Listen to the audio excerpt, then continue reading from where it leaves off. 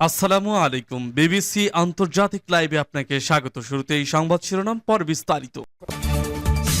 পুরোদমে ইসরায়েল, ফিলিস্তিন, Iran, Hezbollah যুদ্ধ চলছে, জানিয়ে দিব আমাদের হাতে থাকা সর্বশেষ গুরুত্বপূর্ণ আপডেট আন্তর্জাতিক সংবাদ। ইসলাম বিদ্বেষের উদ্বেগজনক বৃদ্ধিতে বিশ্বব্যাপী পদক্ষেপ নেওয়ার আহ্বান জাতিসংঘ প্রধানের।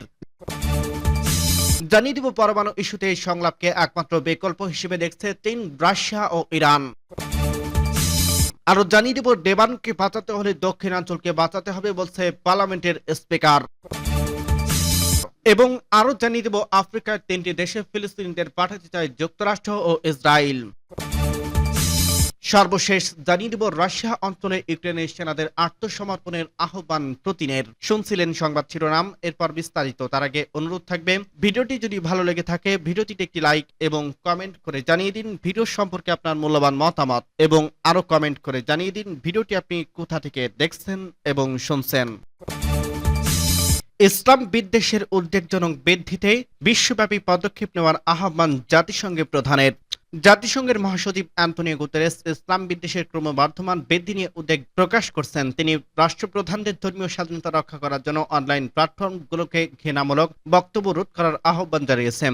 শনিবার 15 মার্চ আন্তর্জাতিক ইসলাম বিদ্বেষ প্রতিরোধ দিবস উপলক্ষে গুতেরেস এই মন্তব্য করেন। গাজায় ইসরায়েলের 17 মাসব্যাপী যুদ্ধ শুরুর পর থেকে জাতিসংঘ ও বিশ্বজুড়ে অধিকার গোষ্ঠীগুলো ইসলাম বিদ্বেষে আরব বিরোধী পক্ষপাত ও ইহুদি বিদ্বেষ বৃদ্ধি করার উল্লেখ করছেন।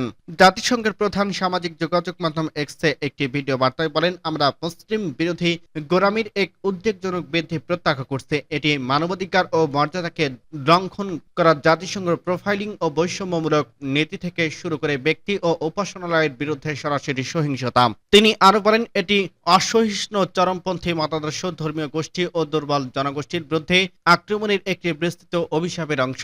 তিনি নির্দিষ্ট কোনো অংশের ও দেশের নাম উল্লেখ না করে সরকারগুলোকে সামাজিক সংহতি বৃদ্ধি ও ধর্মীয় স্বাধীনতা রক্ষা করার জন্য আহ্বান জানান। এদিকে জাতিসংঘের under secretary general Miguel Angel মোনাটিসেন বলছেন, মুসলিমরা প্রাতিষ্ঠানিক বৈষম্য ও অর্থ সামাজিক বিদ্বেষমূলক সম্মুখীন হচ্ছে। আরব ও মুসলিমদের যে বৈষম্যের মুখোমুখি হতে হয় তা নিয়ে বহু বছর ধরেই উদ্বেগ প্রকাশ করে আসছে মানবাধিকার কর্মীরা। সাম্প্রতিক সপ্তাহগুলোতে অধিকার পর্যবেক্ষকরা যুক্তরাজ্য, যুক্তরাষ্ট্র ও ভারত সহ দেশের অন্যান্য ইসলাম বিদ্বেষী হামলার ঘটনা ও বিদ্বেষমূলক বক্তব্যের রেকর্ড স্তরের তথ্য প্রকাশ করছে। সূত্র আল জাজিরা। পরমাণু ইস্যুতে সংলাপকে একমাত্র বিকল্প হিসেবে দেখছে চীন, রাশিয়া ও ইরান।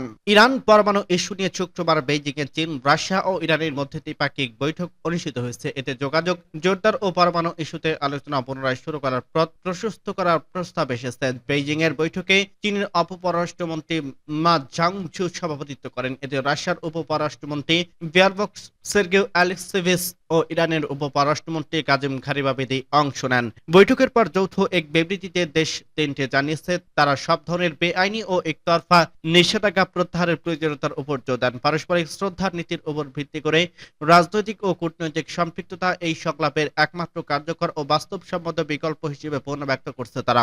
বৈঠকে ইরান পুনর্ব্যক্ত করছে তাদের পরমাণু কর্মসূচি কেবল শান্তির উদ্দেশ্যে, পরমাণু অস্ত্র উন্নয়নের জন্য নয়। ইরানের ওই ব্যক্তিকে বক্তব্য চীন ও রাশিয়া স্বাগত জানিয়েছে। চীন ও রাশিয়া পরমাণু অস্ত্রবিরতি রোধ চুক্তি ও ব্যাপক সুরক্ষার চুক্তির অধীনে তার বাধ্যবাধকতাগুলো সম্পূর্ণরূপে মেনে চলতে ইরানের প্রতিশ্রুতিকে স্বাগত জানায়। তারা আন্তর্জাতিক আণবিক শক্তি সংস্থার সাথে সহযোগিতা অব্যাহত রাখার বিষয়ে ইরানের নীতিকে সমর্থন করছে এবং এনপিটির রাষ্ট্রপক্ষ হিসেবে ইরানের পরমাণু শক্তির শান্তিপূর্ণ ব্যবহারের অধিকারকে সম্পূর্ণরূপে সম্মান করার প্রয়োজনীয়তার উপর জোর দিয়েছে। চীন কমিউনিস্ট পার্টির কেন্দ্রীয় কমিটির রাজনৈতিক ব্যুরোর সদস্য ও চীনের পররাষ্ট্রমন্ত্রী ওয়াং রাশিয়া ইরানের উপপররাষ্ট্রমন্ত্রীদের সঙ্গে সাক্ষাৎ করেন। ওয়াং নতুন ঐক্যমতের ভিত্তি হিসেবে জয়েন্ট কম্প্রিহেনসিভ প্ল্যান অব অ্যাকশনের কাঠামোর প্রতি প্রতিশ্রুতিবদ্ধ থাকার প্রস্তাব দেন। চীনের পররাষ্ট্র মন্ত্রণালয়ের মুখপাত্র মাও নিং বলছে, ইরানের পরমাণু সমস্যার নিষ্পত্তি এগিয়ে নেওয়ার লক্ষ্যে বেইজিং বৈঠকে চীন, রাশিয়া ও ইরানের একটি কার্যকর প্রচেষ্টা ছিল। তিনি আরো বলেন, ইরানের পরমাণু সমস্যা ন্যায্য ভারসাম্যপূর্ণ ও টেকসই সমাধানে আন্তর্জাতিক পারমাণবিক অস্ত্র বিস্তার রোধ ব্যবস্থাকে সম্মত রাখতে এবং আন্তর্জাতিক আঞ্চলিক শান্তি ও স্থিতিশীলতা বৃদ্ধিতে চীনের অন্যান্য পক্ষের সাথে কাজ করতে প্রস্তুত। সূত্র সিনহুয়া। লেবাননকে বাঁচাতে হলে দক্ষিণাঞ্চলকে বাঁচাতে হবে বলছে পার্লামেন্টের স্পিকার। লেবাননে পার্লামেন্টের স্পিকার নাবিহ বেরি বলছে, লেবাননকে রক্ষা করতে হলে দেশের দক্ষিণাঞ্চলকে রক্ষা করতে হবে এবং দেশের এক বৃহৎ ভূখণ্ড বা তিল পরিমাণ ভূমি ও সার্বভৌমত্বের বিষয় কারোর সাথে আপোষ করবে না। ইহুদিবাদী ইসরায়েলের দখল থেকে নিজের সমস্ত ভূখণ্ড মুক্ত করার লক্ষ্যে সকল প্রকার উপায় অবলম্বন করা হবে বলে তিনি স্পষ্ট ঘোষণা দিয়েছেন। নাবিহ বেরি আরো বলছে, লেবাননকে রক্ষা করার জন্য দেশের দক্ষিণ অংশকে রক্ষা করতে হবে, আর লেবাননকে রক্ষা করা জাতীয় দায়িত্ব। এক্ষেত্রে কোনো মতবিরোধ থাকা অগ্রহণযোগ্য, এক্ষেত্রে ঐক্যমত বজায় রাখতে হবে। লেবাননের পার্লামেন্টের স্পিকার বলেন, বিশ্বাস করুন, আমরা যদি ঐক্যবদ্ধ থাকি তাহলে লেবাননের সামনে থাকা সমস্ত চ্যালেঞ্জিং কাটিয়ে উঠতে পারব।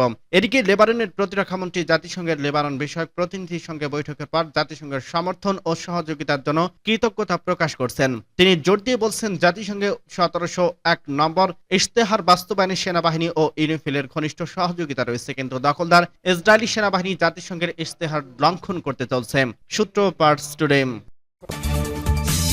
আফ্রিকার 3টি দেশে ফিলিস্তিনিদের পাঠাতে চায় যুক্তরাষ্ট্র ও ইসরায়েল। ফিলিস্তিনের অবরুদ্ধ গাজা উপত্যকায় পুনর্গঠনের জন্য ফিলিস্তিনিদের প্রবাসন করতে আফ্রিকার 3টি দেশের সঙ্গে যোগাযোগ করছে যুক্তরাষ্ট্র ও ইসরায়েল। শুক্রবার 14 মার্চ মার্কিন বার্তা সংস্থা এএফপির এক প্রতিবেদনে এই তথ্য নিশ্চিত করছে। প্রতিবেদনে বলা হয়েছে, ফিলিস্তিনিদের পুনর্বাসন নিয়ে সুদান, সোমালিয়া এবং সোমালিল্যান্ডের কর্মকর্তাদের সঙ্গে আলোচনা করা হয়েছে। প্রতিবেদন থেকে জানা যায়, এই প্রস্তাবের পর সুদান তা তাৎক্ষণিক নাকচ করে দিয়েছে। সোমালিয়া ও সোমালিল্যান্ডের কর্মকর্তারা দাবি করছে, তাদের সঙ্গে ফিলিস্তিন রাষ্ট্র বা ফিলিস্তিন সম্পর্কিত কোনো প্রস্তাব নিয়ে যোগাযোগ করা হয়নি। এ বিষয়ে মন্তব্যের জন্য হোয়াইট হাউসে ও মার্কিন পররাষ্ট্র মন্ত্রণালয়ে যোগাযোগ করা হলে কোনো সাড়া পাওয়া যায়নি।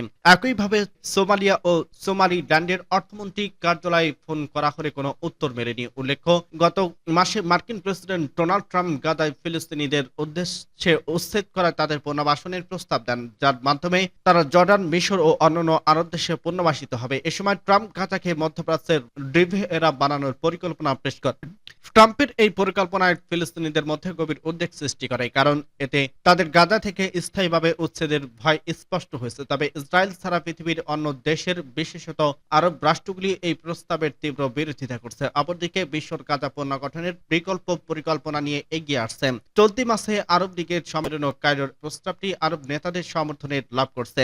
53 বিলিয়ন মার্কিন ডলারে এই প্রকল্পের মাধ্যমে ফিলিস্তিনিদের উচ্ছেদের প্রয়োজনীয়তা নেই, যার গাজায় স্থিতিশীলতা ও পুনর্গঠনে সহায়ক হবে। মার্কিন ও ইসরায়েলি কর্মকর্তারা গোপনে কূটনৈতিক উদ্যোগের মাধ্যমে সুদান, সোমালিয়া ও সোমালিল্যান্ডের সঙ্গে যোগাযোগ করছে। তবে কতটা অগ্রগতি হয়েছে বা আলোচনা হয়েছে তা এখনো স্পষ্ট নয়। প্রতিবেদনে বলা হয়, ইসরায়েল এই আলোচনা পরিচালনার ক্ষেত্রে নেতৃত্ব দিচ্ছে। ইসরায়েল ও যুক্তরাষ্ট্র এই দেশগুলোকে আর্থিক, কূটনৈতিক ও নিরাপত্তামূলক বিভিন্ন প্রণোদনা প্রস্তাব করতে পারে। 5 বছর আগে ট্রাম্প আব্রাহাম অ্যাক্টসের মাধ্যমে ইসরায়েল এবং 4টি আরব দেশের মাধ্যমে চুক্তি সম্পাদন করছিল, যা এখন একটি সফল কৌশল হিসেবে ব্যবহৃত হচ্ছে।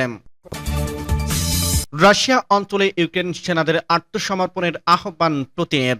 রাশিয়ার কুরস্ক অঞ্চলে অবরুদ্ধ ইউক্রেনীয় সেনাদের আত্মসমর্পণের আহ্বান জানিয়েছে রাশিয়ার প্রেসিডেন্ট ভ্লাদিমির পুতিন। অন্যদিকে ইউক্রেনের প্রেসিডেন্ট ভ্লাদিমির জেলেনস্কি রাশিয়ার নেতার বিরুদ্ধে যুদ্ধবিরতি উদ্যোগকে ন্যায্য করার চেষ্টা করার অভিযোগ করছে। শুক্রবার 14 মার্চ মার্কিন গণমাধ্যম সিএনএন এর প্রতিবেদনে এই তথ্য জানিয়েছে। মার্কিন প্রেসিডেন্ট ডোনাল্ড ট্রাম্প পুতিনকে ইউক্রেনীয় সেনাদের জীবন বাঁচানোর আহ্বান জানিয়েছে, কারণ তিনি বলেন, তার দূত প্রস্তাবিত 30 দিনের যুদ্ধবিরতি তিনি রাশিয়ার নেতার সাথে ফলপ্রসূ আলোচনা করছেন। রাশিয়া গত সপ্তাহে পশ্চিম সীমান্তবর্তী অঞ্চলে কুরস্কে দ্রুত পাল্টা আক্রমণ চালিয়েছে। গত আগস্টে এক আকস্মিক আক্রমণে ইউক্রেনে যে অঞ্চল দখল করছিল তার বেশিরভাগ এলাকা রাশিয়া পুনরুদ্ধার করছে। 3 বছর ধরে চলা যুদ্ধে শান্তি আলোচনার দর কষাকষি হাতিয়ার হিসেবে এই অঞ্চলের উপর দখল ব্যবহার করা ইউক্রেনের পরিকল্পনার জন্য কুরস্কে পরাজয় একটি বড় ধাক্কা হবে। রাশিয়ার টেলিভিশনে সম্প্রচারিত এক বক্তব্যে পুতিন বলেন, আমরা মার্কিন প্রেসিডেন্ট ডোনাল্ড ট্রাম্পের বিবৃতি পরিচালনা করছি। আমরা তার আহ্বানের